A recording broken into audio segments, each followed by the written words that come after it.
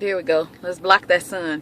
So ladies, I wanted to come on here and tell you, I forgot to mention that negative Nancy struck again. So the Friday before, I had my retrieval, Dr. Austin, who she's the medical director at the practice at Cleveland Clinic. Yep, I put her name right in the video. She called me. First of all, don't call my phone, you're not my doctor. But again, I told you all, the way it works at Cleveland Clinic is that whoever is the covering physician for the day will call you. So she called me and said, you know, you have 3 follicles of good size. However, I think one of them only has a mature egg, and I think that we should convert this to an IUI. And I told her I wasn't interested. And she said, well, after this, I'm not recommending that you do IVF again. You're not my doctor, sweetheart. But the reason I say that, so the morning of my retrieval, so the way they have it set up, the rooms before you go into the OR, my doctor was sitting out there and she's talking to him and she's looking at me. Or maybe I was just my paranoia, I don't know. But I called them. So Tuesday is when the embryologist called me. I called them right after that to say, hey, when can I set my next IVF up? And they never called me back, never sent me a MyChart message.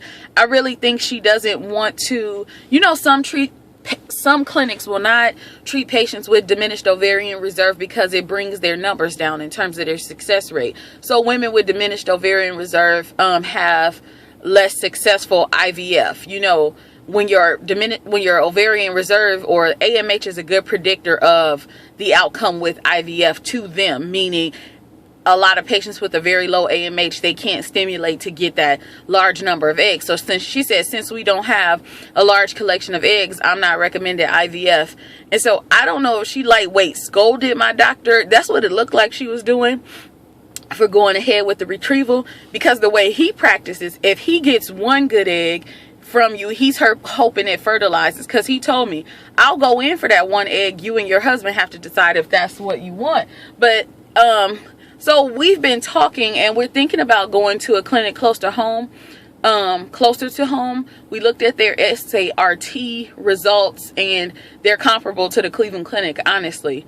And I just don't want to deal with her being negative, like, oh, your AMH is low, I don't want to do IVF. And like I said, I've been reading that a lot of clinics will try to deny patients with very low AMH treatment to try to preserve their results and their outcomes. But get out of here, woman. You're not my doctor. And you can't, if somebody is paying for a service, now I'm not paying for it, my insurance is covering it, same difference, right? I pay for insurance. How are you going to deny them care? There's no contraindication to me getting IVF there, you know what I mean? So yeah, so anyway, that's my story. So I'm going to, we're seriously thinking about just going to a clinic closer to home. They have comparable results. And because I don't like being in an awkward position where, okay, now I'm going to go see my doctor and there's this weirdness about if the clinic wants to treat me or not because of my low AMH. So I forgot to tell you ladies that, but I did want to update you. Give me your thoughts. I think I might just move on. I'm a paying customer, number one. Number two, okay, I may not spit out 20 eggs, but I got a few left in the basket. So let me know what you ladies think. Bye.